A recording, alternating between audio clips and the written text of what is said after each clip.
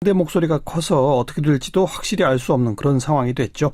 자, 한국의 보수, 그들은 누구인지, 도대체 어떤 기준으로 무엇을 목표로 움직이는 것일까? 외부자의 시각으로 한번 살펴보겠습니다. 은수미 전 의원, 참여연대 안진걸 공동사무처장, 어서 오십시오. 예, 안녕하세요. 네, 안녕하십니까. 네. 일단 여론은 비판적이죠? 나왔다 다시 들어가는 거에 대해서. 아니, 제게 보내온 어떤 메시지가 있어요. 누가 어떤 보내요? 분이 그러니까 이제 일반 국민들 중에 깝깝하다고 이러면서 예. 보수를 민망하게 한 정치 양아치다 이런 얘기를 하는데, 그러니까 아무리 그러니까 저는 보수의 가장 커다란 특징 기득권을 지키는 거라고 생각해요. 예. 하지만 거대한 기득권을 지키기 위해서 작은 기득권은 내려놓을 수도 있는 예. 그런 거였는데, 이번에는 거대한 기득권은커녕 작은 기득권조차 못 내려놓겠다. 그래서 지지율만 있으면 강간미수 공범업도 오케이고 그렇잖아요. 그다음에 배지만 달 수 있으면 동료의 등에 칼 꽂는 것도 괜찮고, 성공만 할 수 있으면 나라를 팔아먹어도 괜찮은 거냐, 이런 질문이 나올 정도로 정말 지나치게 사소하고 쪼잔한 기득권을 지키려는 모습으로 비친 게 아닌가. 오히려 그래서 보수를 민망하게 하는 정치 양아치다, 이런 얘기까지가 놔두는 게 아닌가 싶을 정도로 전 이번 사태는 좀 심각했다고 생각합니다. 예. 그러니까 이건 꼭 지지 여부를 떠나가지고요, 일종의 상도위 같은 거 있잖아요. 예. 선거를 며칠 앞두고 국민들 앞에 무릎 꿇고 사죄까지 했던 분들이거든요. 그리고 새로운 보수를 가겠다. 그렇죠. 그때 사실 진보적 시민단체에서도 많이 박수를 보내드렸어요. 왜냐하면 한국의 보수가, 사실 보수란 말은 뭔가를 보호하고 지킨다는 뜻임에도 불구하고 수구 기득권 행태만 보였잖아요. 예. 근데 좋은 가치, 특히 공동체의 가치를 지킨다는 것은 의미가 있다고 저희도 보거든요. 네. 그리고 원래 보수라는 게 무조건 다 지키는 게 아니라 꼭 바꿀 것은 바꾸고 나머지 전통적 가치를 지킨다, 이런 뜻으로 쓰여지잖아요. 진보는 예를 들면 꼭 지킬 것만 지키고 나머지는 다 바꾸자, 이렇게 쓰여지는 것처럼, 그런 의미라면 한국 사회가 훨씬 한 단계 업그레이드 될 수 있는 계기가 되겠다 해서 예. 유승민 후보나 바른정당을 지지하진 않지만 자리를 잡기를 응원하는 분들이 꽤 있었던 거예요. 그렇죠. 예를 들면 심상정 후보가 그것을 굳세어라 유승민이라고 해서 그게 큰 화제가 된 것처럼, 예. 시민단체 회원들이나 간사들 만나보면요,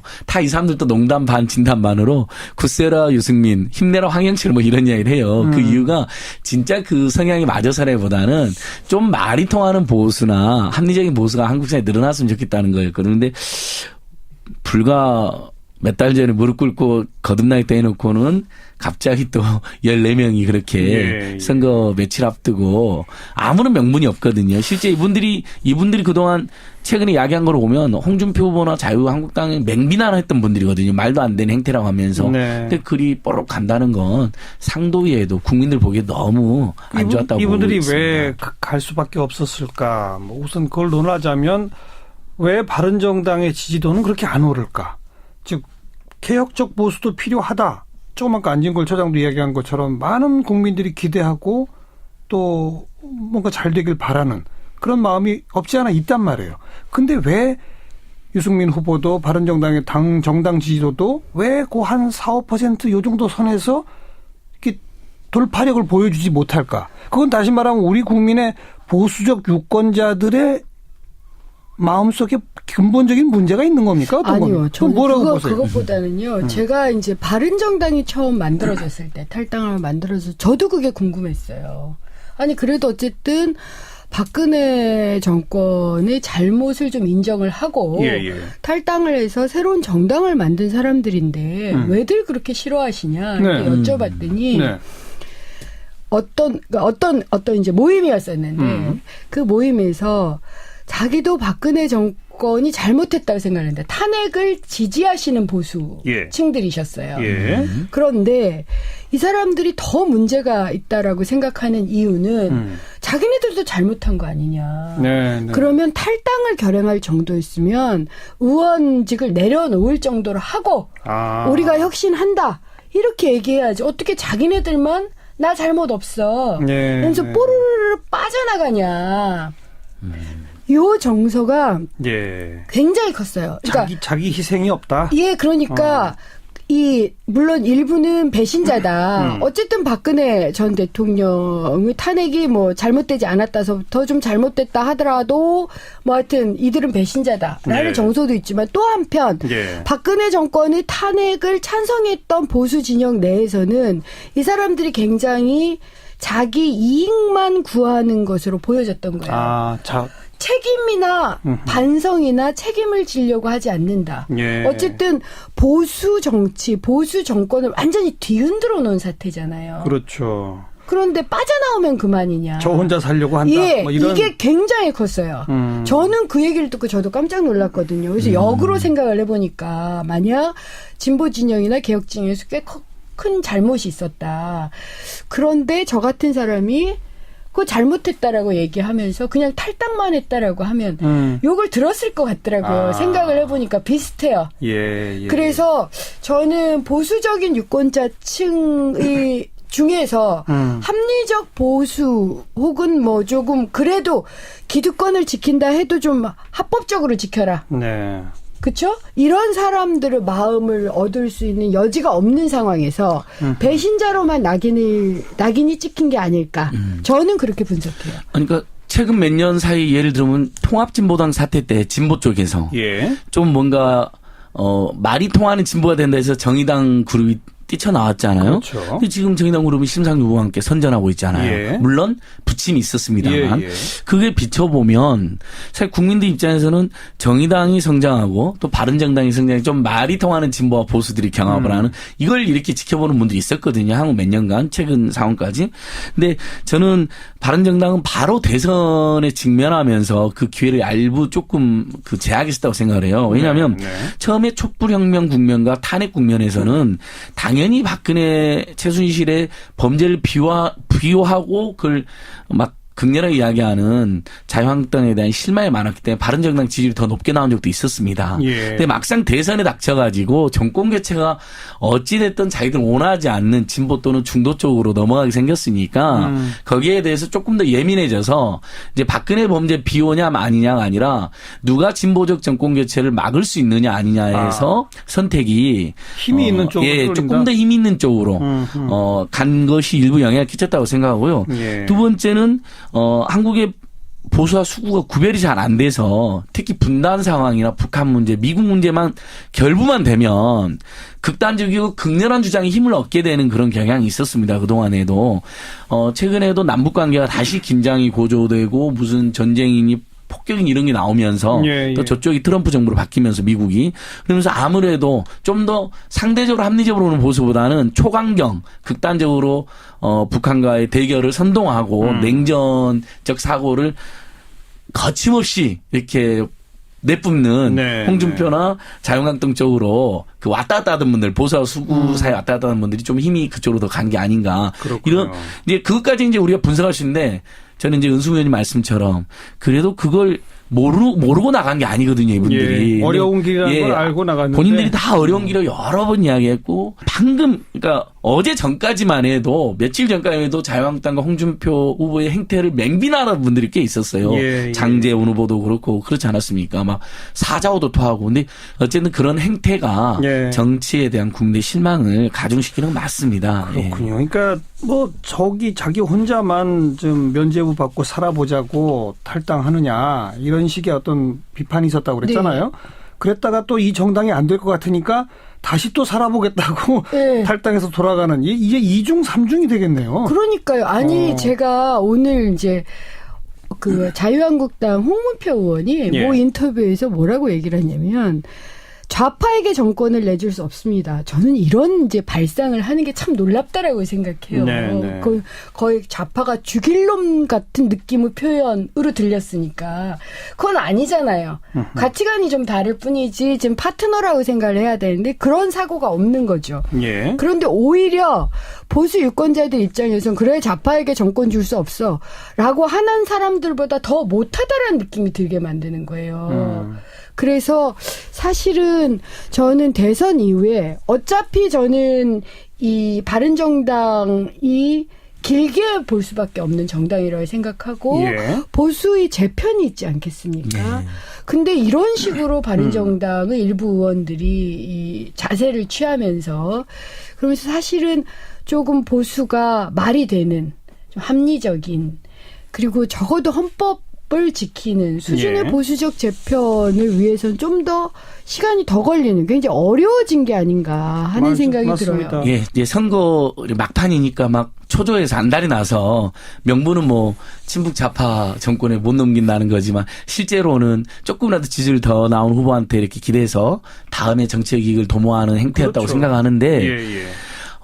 사실은 이제 대선이 끝나서 어떻게 될지 우리도 장담할 수 없지만 가령 뭐 진보적이고 중도적인 정부로 교체가 됐다 하면 결국 이거에 대한 총결산이 있을 예정이거든요. 국민들 사이에서도. 네, 네. 그럼 결국 보수를 지지했던 국민들 입장에서도 이명박 박근혜 정부의 10년 사이에 9년 사이 그다음에 최근에 탄핵 사태 때 그것들에 주로 가담하고 그걸 심지어 비호해서 국민들로부터 비호감과 비판과 공격의 대상이 됐던 자유한국당을 중심으로 한 세력에 대한 일정한 심판이나 평가가 있을 수밖에 없거든요. 그러면 바른정당이 다시 기회가 올 수밖에 없는 국면이라고 저희들은 예상하고 있었거든요. 그러면 예. 한국사 한국사가 어쨌든 대선전에 다시 한번 업그레이드 될 수 있는 계기가 되겠다 했는데 그걸 못 참고 조금 더 지지를 더 나온 세력에게 그다음에 조금 더 원래 본인들의 레토릭에 가까운 강경한 대결과 그 이념적 대결을 부추기는 세력이 그냥 가버린 거거든요. 네, 그러니까 네. 본인들이 약속했던 새로운 보수, 합리적인 보수, 따뜻한 보수하고는 정반대로 지금 그러니까 그런 평가는 뭐 동의하는데 예. 하지만 원수미 전 의원이 조금 아까 지적한 것처럼 보수의 어떤 분화 그리고 보수에서의 어떤 개혁 이걸 기대하기는 정말 어려워진 상황으로 보는 게 저는 현실적이라고 보는 게 만약의 경우 지금 지지율이 높게 나오고 있는 더불어민주당이 이제 집권을 한다고 치면 의석수도 그렇고 또 노선에 있어서도 그렇고 자유한국당이 이른바 또 선명한 강경 야당이 될 거란 말이에요. 네. 그런 여야 구도가 일단 짜여지지 않겠습니까? 바로 그 틈바구니에서 바른정당은 버텨낼 수가 없다. 내년에 있을 지방선거도 그다음 총선도 존재감이 사라진다. 이런 건 또한 현실적으로 인정돼야 되는 그러니까 거죠. 저는 보수의 재편만이 아니라 정치 전체가 혁신할 수 있는 기회를 놓치는 게 아닌가 그러게 이런 말입니다. 생각이 드는 거예요. 예. 왜냐하면 사실은 이게 보수만의 문제인가라는 자성도 전 필요하다고 생각하거든요. 네. 제가 정치를 하면서 19대 국회 내에서 그런 얘기들이 있었어요. 공천을 받으려면 줄을 서야 한다. 그렇죠. 동네 양아치도 위계가 있어야 된다. 예, 예. 이런 얘기들이 야당 내에서도 뭐 그런 여야 할 거 없이 이렇게 좀 농담처럼 흘러다니는 그래서 사실은 정치 불신이 굉장히 심했는데 이게 개선이 되려면요. 보수도 혁신돼야 되지만 진보도 혁신돼야 돼요. 예, 예. 그럼 좋은 진보, 좋은 보수가 존재해야만 이게 가능하거든요. 그러니까 더민주가 만약 전 집권한다고 생각을 하지만 어쨌든 만약 집권을 해서 정치를 풀어내에 있어서 예. 촛불 시민의 어떤 마음을 더 담아서 그렇죠. 새롭게 혁신하려면 예. 과거와 같은 자유한국당처럼 뭐 빨갱이니 종북이니 혹은 좌파는 정권 잡으면 안 돼. 이런 정치 집단하고 싸우기 시작하면 사실은 혁신할 기회를 놓쳐요. 또 정치가 퇴행하는 거죠. 예. 예. 그래서 그런 점에서 좀 아쉽고요. 저는 예. 개인적으로 정말 유승민 의원을 지지하지 않고 특히 세월호 그 2기 특조위에 대해서 부정적인 것에 대해서는 전 지금도 잘 이해는 안 되지만 전 진심으로 유승민 후보께서 우리나라 정치의 혁신을 위해서 보수의 한 축을 가지고 한번 예. 이 승부를 걸어보시는 그 모습을 맞습니다. 지켜보겠다 이런 생각이 들어요. 그 유승민 의원이 바로 그 세월호 때문에 네. 세월호 특조위가 일기 출범했을 때 시행령에서 행정부가 너무 장난을 치니까 국회가 앞으로 입법 취지를 왜곡하는 시행령에 대해서는 맞아요. 개선을 요구할 수 있는 국회법 개정에 동의했다고 네. 박근혜로부터 그 모멸찬 그렇죠. 대접과 쫓겨남 당한 거거든요. 그렇죠. 그러니까 어떤 면에서 우리 국민들이나 시민단체에 있는 회원들마저도 유승민에 대해서는 양가적인 감정이 있는 거예요. 한편 실망하면서도 한편 그래도 그런 강단이 있었는데 예, 예. 세월호 특조위 처음에 도와줄 노력도 했었는데 이런 생각도 동시에 드는 거예요. 그러니까 심상규 후보가 말한 것처럼 구세라 유승민이 굉장히 유행어가 지금 되어 있습니다. 예. 장난반, 농담반, 그래서 진담반. 예. 유승민은 저는 정치 혁신, 단지 보수 혁신만이 아니라 정치 혁신 아이콘으로 지켜봐야 될 사람이 아니냐. 네. 한국의 정치 예. 역사상. 그리고 또 좀 이렇게 바로 직대비할 수는 없습니다만 지금의 정의당 그것이 옛날로 거슬러 올라가면 이제 민주노동당부터 시작된 맞습니다. 예, 한국 진보정당의 어떤 역사라고 보면 그렇죠. 참 이 거대 양당의 틈바구니에서 살아남기가 어렵잖아요. 네. 그 어려운 사이에 아주 비틀비틀하면서도 여기까지 지금 오고 있는 거지 않습니까? 그렇죠. 예. 마찬가지로 바른정당 역시 좀 길게 보고 자기 자리를 잡는 그런 노력이 필요하겠구나 하는 생각이 들고 차제에 정치 전체 혁신의 과제로 한참 떠올라 있는 이 선거제도 개혁 네. 이런 걸 우리가 해내야만 그렇죠. 이런 정당들이 소수 좀 정당들이 좀 자리 자리를 잡을 수 잡을 있는 있죠. 그렇게 되는 거 아닐까 이런 생각이 해보게 되네요. 그러니까 얻은 표만큼 비례대표만 제대로 드리고 그렇죠. 의석수가 연동만 돼도 예. 사실 제3당, 제4당이 살아남을 수가 있거든요. 그러니까요. 뭐 저희도 그게 꼭 필요하다라고.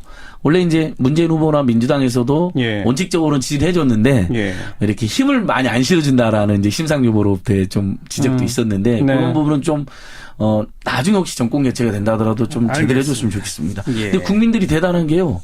어쨌든 유승민 후보가 안타까우니까 후원금이 막 늘어난답니다. 그리고 지금. 입당도 많아졌대요. 예, 뭐 지지 여부를 떠나서 한국 사회 정상화, 정체 정상화에 대한 우리 국민들의 마음이 예. 엿보일 수가 있는 것 같더라고요. 그리고 보수든 뭐 진보든 물어나고 지켜보고 기대할 수 있는 정치인이 있다는 건 참 괜찮은 일인 것 같아요. 다행이죠. 예. 자, 보수의 혁신, 더 나가서는 우리 정치 전체의 혁신이라는 차원에서 좀 길고 험난하더라도 자기 자리를 잡아주길 기대하는 또 그런 마음들을 지금 말씀하신 거고 이렇게 다시 탈당해서 돌아가려고 하시는 분 아직 받아줄지도 몰라요. 네. 근데 오늘 자유한국당 미디어 본부에서 아주 재밌는 문자. 그 언론들이 오보하고 있다. 입당한 바 없고 그다음에 우리 다 심사할 거다. 오보하지 마라. 오보. 그러니까 예. 오보도 하지 말고 오보도 하지 마라고 예. 문자를 보냈더라고요. 아주 재밌던데요. 가겠다는데 또 안 받아주겠다는 식으로 문자를 돌려서 화제가 되고 있습니다. 여기까지 합시다. 수고하셨어요. 예. 예, 고맙습니다. 네, 은수미 전 의원, 참여연대 안진걸 공동사무처장이었습니다.